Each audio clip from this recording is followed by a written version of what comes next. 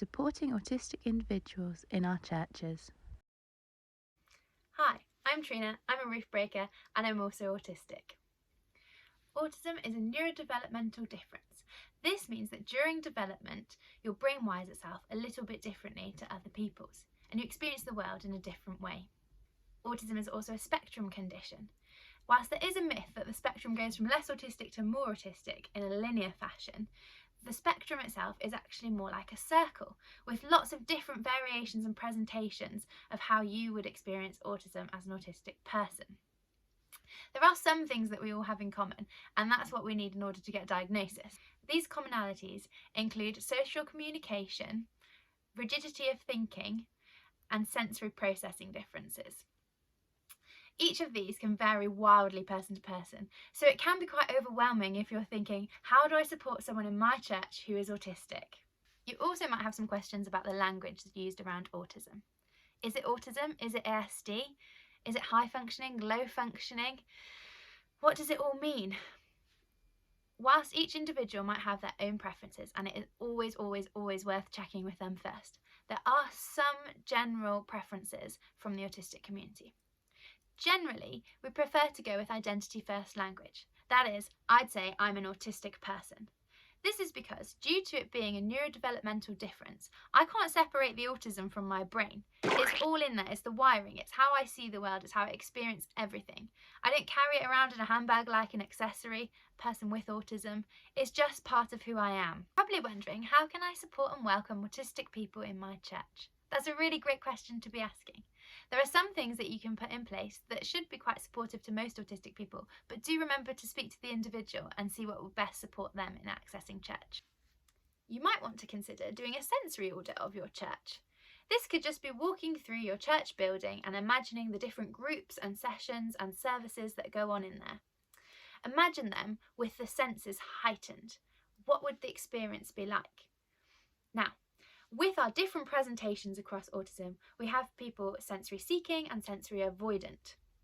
Sensory seeking is when you really want that sensation and that brings a lot of joy and pleasure.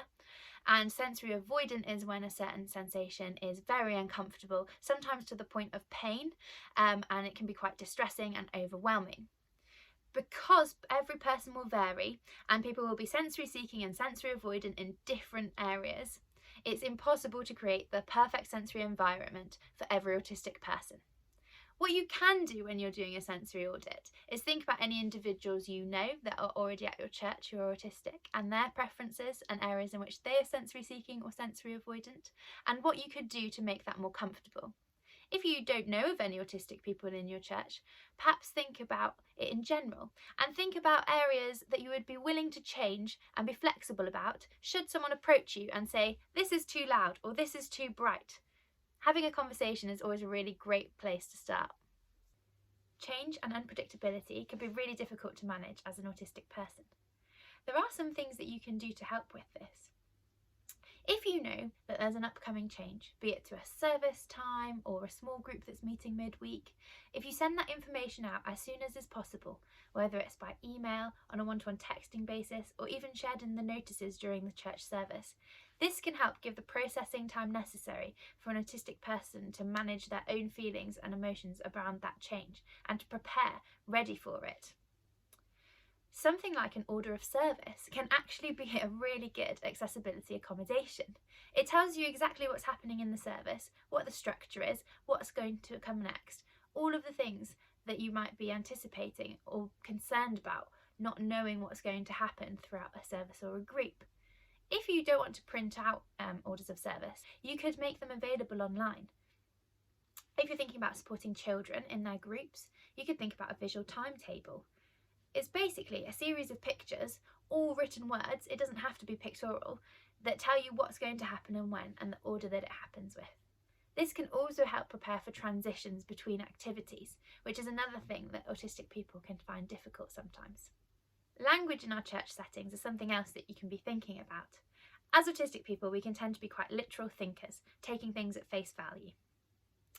This means that sometimes in sermons or conversations or Bible studies or children's groups where metaphors, sarcasm and even some types of jokes are used, we can end up a little bit confused.